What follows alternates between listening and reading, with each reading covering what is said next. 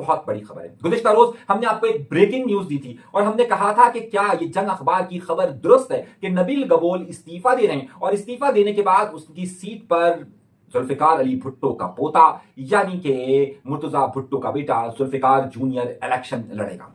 सबके लिए ये चौंका देने वाली खबर थी, मगर मेरे लिए ये बात बड़ी अहम थी कि मैं इस खबर की तह तक जाऊं कि आखिर ये खबर लीक कहां से हुई है। मुझे एक बहुत ही बाखबर जरिए ने बताया कि यहां पर जब बाप बूढ़ा हो जाता है, जब बाप बूढ़ा हो जाता है तो औलाद ही उसकी जनाजा तक नहीं पड़ती। मैं इसलिए किस लिए कह रहा हूं, यह तख्त और इख्तियार ऐसी चीज है कि जिसके लिए औलाद बाप की और बाप औलाद का दुश्मन हो जाता है। मैं वैसे ही एक मिसाल दे रहा हूं। अब उसमें कोई भी रिश्तेदार हो सकता है, वो क्या कहते हैं कि अभी बाप मरा नहीं और बेल काटने चले, सही ना, ये मिसाल दी जाती है। अगर आपको मिसाल हो तो ऐसे बहुत सारे लीडरान आपको मिलेंगे कि जब वो बूढ़े होने लगते हैं तो उनकी औलादे, उनके रिश्तेदार, उनके कजन, उनकी पार्टी के बड़े लोग उस जगह पर कब्जा करने के लिए तुल जाते हैं। अभी से विरासत का झगड़ा शुरू हो जाता है कि जनाब वारिस कौन होगा, मैं होऊंगा, कौन होगा वारिस। हमने ये बहुत सारी जगहों पर देखा और जहां पर लीडर कमजोर होने लगे तो लोग उस पर हावी होने लग जाते। एक मिसाल तो अल्ताफ हुसैन साहब की भी, अल्ताफ हुसैन साहब पर भी जब वो कमजोर, उनकी गिरफ्त हुई थोड़ी सी, तो किस तरीके से और लीडर पैदा हो गए। मगर मैं आपको मिसाल दे रहा था नबील गबूल साहब की। नबील गबूल के मामले में भी कुछ ऐसा ही हुआ है। कुछ रिश्तेदारों ने उनकी ये खबर उड़ाई है। मैं आपको बहुत कंफर्म सोर्स से बता रहा हूं। कहा जा रहा है कि कुछ रिपोर्टर से, मैं नाम नहीं लूंगा, कुछ रिपोर्टर से खुद नबील गबूल के रिश्तेदारों की, किसी रिश्तेदार की कुछ मुलाकातें हुई और उसी मुलाकातों में यह खबर लीक की गई या लीक करवाई गई। अब ये नबील गबूल साहब का काम है कि वो जाकर मालूम करें कि उनके किस रिश्तेदार ने इस खबर को लीक करवाया। मेरे पास नाम है लेकिन मैं नाम देना मुनासिब नहीं समझता, लेकिन यह खबर कही जा रही है कि इस खबर का सोर्स जो है, इस खबर का जरिया वही है। नबील गबूल साहब की इस वक्त यारी के अंदर क्या पोजीशन है ये मुझसे ज्यादा यारी वाले बेहतर जानते हैं और बहुत सारे स्कैंडल्स के साथ साथ उनके पार्टी बदलने से लेकर अब उनकी जो गिरफ्त, जब वो डिप्टी स्पीकर हुआ करते थे, वो पाकिस्तान कांग्रेस पार्टी के अंदर नहीं है, बल्कि कई कमजोरियां पाई जा रही है और इस कमजोरियों का फायदा उठाने के लिए खुद उनके रिश्तेदार मौजूद हैं, किसी और की जरूरत नहीं है। इसीलिए मैंने आपको भेड़िए की मिसाल दी। ये भेड़िए में दोनों बातें होती हैं। एक तो वो रात को सोते हुए भी एक आंख खुली रखता है और हर सियासतदान को सोते में एक आंख खुली रखनी पड़ती है। और दूसरा सबसे बड़ा मसला ये मैंने आपको बताया था कि भेड़िया वो जानवर है जो अपने बूढ़े माँ बाप का ख्याल करता है। शायद हम इंसानों में वो खासियत मौजूद नहीं है, इसीलिए तुर्की का जो कौमी जानवर है वो भेड़िया ही, और वहां पर खानदानी निजाम इंतहाई मजबूत तस्वुर किया जाता है। अरे कहां से कहां बात चली गई। चलिए आई अगली खबर की तरफ चलते हैं। और मैंने इसीलिए कहा ना कि ये इक़्तिदार ऐसी भूख होती है कि जिसमें अपने ही अपनों के खिलाफ हो जाते हैं। एक और अपनों के खिलाफ की बात करते हैं। अलीमा खान साहिबा इमरान खान साहब की बहन है, सगी बहन, और अलीमा खान साहिबा पर अंडा फेंका गया जिसकी हमने शदीद मजम्मत की। हमने कहा ये नहीं होना चाहिए, लेकिन ये सियासी जमातों के अंदर एक रस्म सी चली है तो कोई ना सर उठा के चले तो करने ये हो रहा है। तो खैर अगली खबर क्या है? अगली खबर यह है कि जिस तरह मैंने आपसे कहा कि ये इक़्तिदार की हवस और ताकत का खुमार यही होता है। ये बात आपको भी मालूम है, मुझे भी मालूम है कि इमरान खान की जगह वो ताकत का स्पेस एक तरफ बुशरा बेगम पुर करना चाहती थी और दूसरी तरफ अलीमा खान साहिबा पुर करना चाहती थी। अब मसला ये हुआ है कि अलीमा खान साहिबा पर जब यह हमला हुआ है तो बुशरा बेगम जो कि इमरान खान साहब की बेगम है, उन्होंने उनकी बहन जो है मरियम रियाज भट्टो ने इल्जाम आयद किया है कि ये एक ड्रामा है, यानी कि अलीमा खान पर अंडा पड़ना एक ड्रामा करार दिया जा रहा है। अलीमा खान पर जब से अंडा पड़ा है इसका मतलब है कि अलीमा खान का ग्राफ ऊपर उठा है, यानी कि जाहिर सियासत में अगर किसी पर इस तरह का जुल्म किया जाए तो और उसके चाहने वाले हों तो फिर उसका ग्राफ उठता है। तो अलीमा खान साहिबा का ग्राफ उठा है और जाहिर सी बात है ऐसी सूरत हाल में बुशरा बेगम की बहन किस तरीके से बर्दाश्त कर सकती है, तो उन्होंने इस सारे मामले को ड्रामा करार दिया है। ये मैंने कहा ना इक़्तिदार और इख्तियार का खेल होता है, इसमें लोग अपनों को ही डसना शुरू कर देते हैं, कोई भेड़िए से सबक नहीं सीखता। भेड़िए में एक और खास बात भी होती है और भेड़िए में खास बात ये होती है कि उनमें एक लीडर जरूर होता है। वो एक को ही अपना लीडर मानते हैं, बाकी सबको लीडर नहीं मानते। जब भेड़िए चलना शुरू करते हैं तो सबसे आगे उनका वो ज़ईफ भेड़िया होता है कि जो उनका लीडर होता है और उसी के इशारों पर तमाम चीजें चलना शुरू करती है। उसके पीछे सारे वो खूंखार भेड़िए मौजूद होते हैं जो किसी को भी नोश देने की सलाहियत रखते हैं।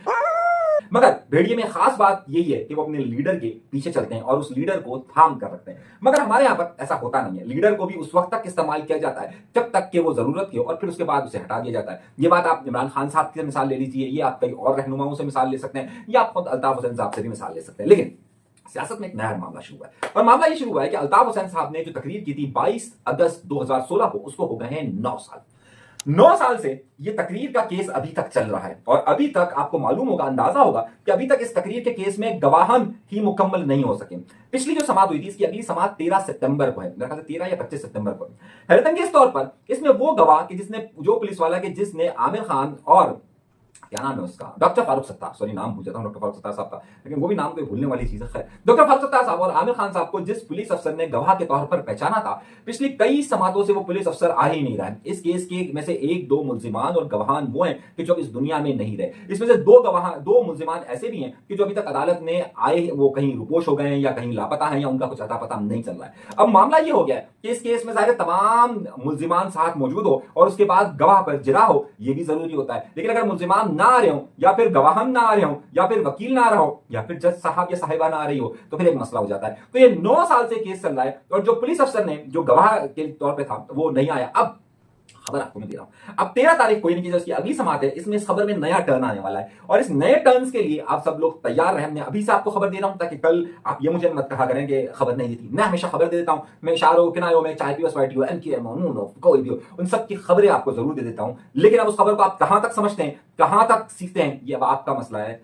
हम क्या कर सकते हैं, हमारा काम तो अज़ान देना है, नमाज की अदायगी, वो आपका मसला है।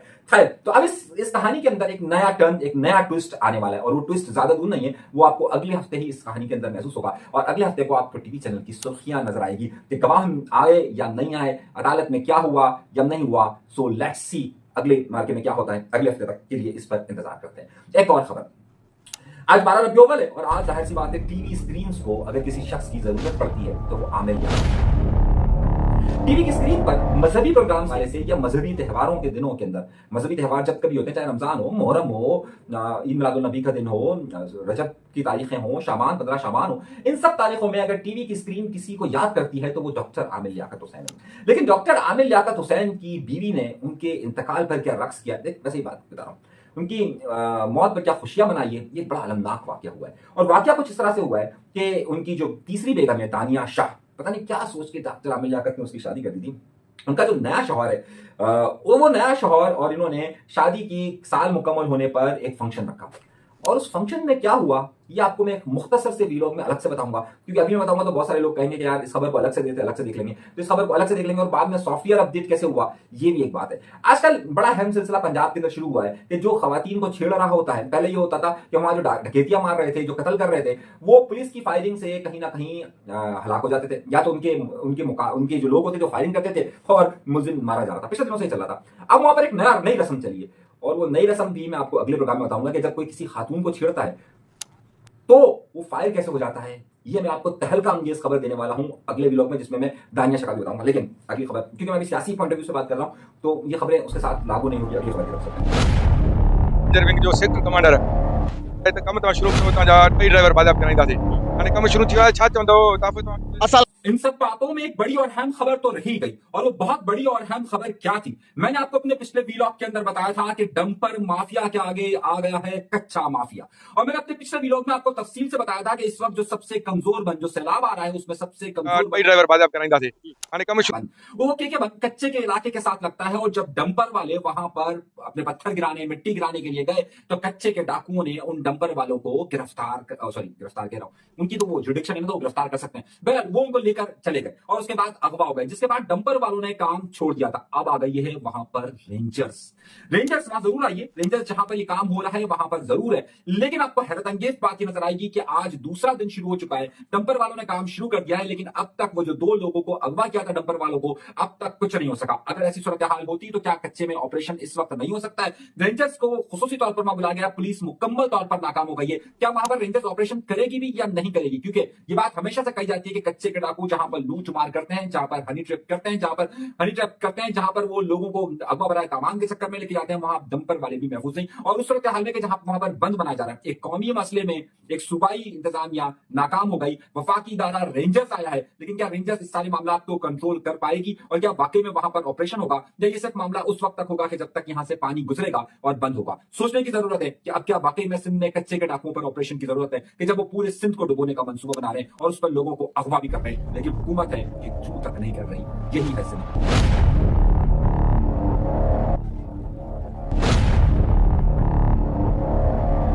डोनाल्ड ट्रंप ने एक बयान देकर सबको चौंका दिया है, लेकिन ये रुख पाकिस्तान की तरफ क्यों नहीं आया, ये बड़ी अहम बात है। जरा इस तस्वीरों को गौर से देखिए कि जिसमें चीन के सदर, रशिया के सदर पुतिन, मोदी और कुछ जगहों पर पाकिस्तान के वजीर आजम भी नजर आते हैं। लेकिन इस वक्त शदीद नफरत का इजहार कर रहे हैं अमेरिकी सदर, मुसलसल कर रहे हैं इंडिया पर। और वो ये कह रहे हैं, उन्होंने एक तस्वीर लगाई जिस तस्वीर में प्यूटन, चाइना के सदर और मोदी साथ साथ शामिल थे। उसने कहा कि अमेरिका ने गलती की और उसके नतीजे में भारत और रूस चीन की तरफ चले गए। ये बड़ी अहम बात उन्होंने कही और उसके बाद उन्होंने कहा कि ये ठीक अमर नहीं और इसका नतीजा जल्द मालूम हो जाएगा। दूसरी तरफ इंडिया के अंदर तबसरा निगार ये बातें कर रहे हैं कि देखिए इंडिया ने इतना बड़ा कदम उठाया कि मोदी के बारे में अमेरिका सदर परेशान हो गया है और अमेरिका परेशान हो गया है। बात ऐसी नहीं है मेरे भाइयों, जरा दोस्तों जरा समझने की कोशिश कीजिएगा। पाकिस्तान का एक बहुत बड़ा मसला है और पाकिस्तान का एक बहुत बड़ा मसला है, वही मसला इंडिया का है। पाकिस्तान अपनी जो एक्सपोर्ट करता है वो ज्यादातर करता है अमेरिका और यूरोप को। पाकिस्तान का एक्सपोर्ट बहुत कम होता है चीन को, चीन से पाकिस्तान बहुत कुछ इंपोर्ट करता है। दोनों चीजों में बहुत ज्यादा फर्क है। पाकिस्तान पैसे अपने देता कहां है चीन को और पाकिस्तान पैसे लेता कहां है अमेरिका और यूरोप से। पाकिस्तान की एक्सपोर्ट का एक बहुत बड़ा सिलसिला वहां पर है। बिल्कुल इसी तरीके से इंडिया का मसला है। इंडिया का जो सबसे बड़ा एक्सपोर्ट है वो यूरोप और अमेरिकन कंट्रीज है। उसकी ज्यादा एक्सपोर्ट का रुझान चीन नहीं है, चीन से वो ज्यादा चीजें इंपोर्ट करता है। इस सूरत हाल में कि जब अगर बजट खसारा बनेगा और अगर चीन इसी तरीके से अगर इंडिया चलता रहा तो एक वक्त ऐसा आएगा, और जिस तरीके से अमेरिका उसके ऊपर पाबंदी लगा रहा है वो वक्त ज्यादा दूर आपको नजर आएगा, नहीं आएगा बल्कि बहुत करीब आपको नजर आएगा कि इंडिया की एक्सपोर्ट आहिस्ता आहिस्ता आहिस्ता आहिस्ता अपनी डेडलाइन पर आ जाएगी। और वो डेडलाइन वो होगी कि जिसके बाद उसे उठना बहुत ज्यादा मुश्किल होगा। कुछ लोग इंडिया के जाहिल तबसरा निगार ये सारे तबसरे कर रहे हैं कि जनाब देखिए कैसा कदम बढ़ाया। भाई ये कदम नहीं बढ़ाया, बल्कि इस वक्त इंडिया ने अपनी पॉलिसी में एक बहुत बड़ा टर्न लिया। उसकी बनिस्बत अगर आप पाकिस्तान की पॉलिसीज को देखें तो पाकिस्तान जब चीन के साथ बड़े करीबी ताल्लुकात रख रहा है, वहीं पर पाकिस्तान रशिया के साथ बड़े से करीबी ताल्लुक रख रहा है और वहीं पाकिस्तान अमेरिका के साथ भी बड़े करीबी ताल्लुक रख रहा है। यानी कि पाकिस्तान सबके साथ जीने की पॉलिसी अपना रहा है, जबकि इंडिया की पॉलिसी किसी एक खास ग्रुप की तरफ जाने की है। पाकिस्तान ये गलती 60 की दहाई में कर चुका है और पाकिस्तान ने इस गलती से बहुत कुछ सीखा है और इसी सीखने की वजह से पाकिस्तान की पॉलिसीज में इस बार वो गलतियां नजर नहीं आई है। मैं किसी हुकूमत की तारीफ नहीं कर रहा, मैं रियासत की बात कर रहा हूं। ऐसा पाकिस्तान की स्टेट जो इस वक्त सोच रही है कि हमें सबके साथ चलना चाहिए, ना कि हम पिछली बार अगर एक खास ग्रुप का हिस्सा बन गए थे तो उसका नतीजा ये निकला था कि हम बहुत सारी चीजें हासिल नहीं कर सके थे। तो अगर पाकिस्तान को तरक्की करनी है तो पाकिस्तान को इस पूरे तमाम लोगों के साथ चलना होगा। पाकिस्तान का यकतरफा झुकाव कभी भी जो है वो फायदेमंद नहीं होगा और ये पाकिस्तान ने इस हवाले से ज़ाहिर बहुत अहम काम भी किया है। लेकिन इंडिया शायद ये गलती कर रहा है। इंडिया के अंदर जिस तरह के तबसरे में सुन रहा हूं, शायद उन्हें अंदाजा नहीं कि आइंदा दिनों के अंदर इंडिया की मईशत किस जगह पर खड़ी होगी। और पाकिस्तान के लिए ये बड़ा सुनहरा मौका है, बांग्लादेश के लिए बहुत सुनहरा मौका है, खासतौर पर अफ्रीकन कंट्रीज के लिए बहुत सुनहरा मौका है, जो अपनी एक्सपोर्ट को इस वक्त यूरोप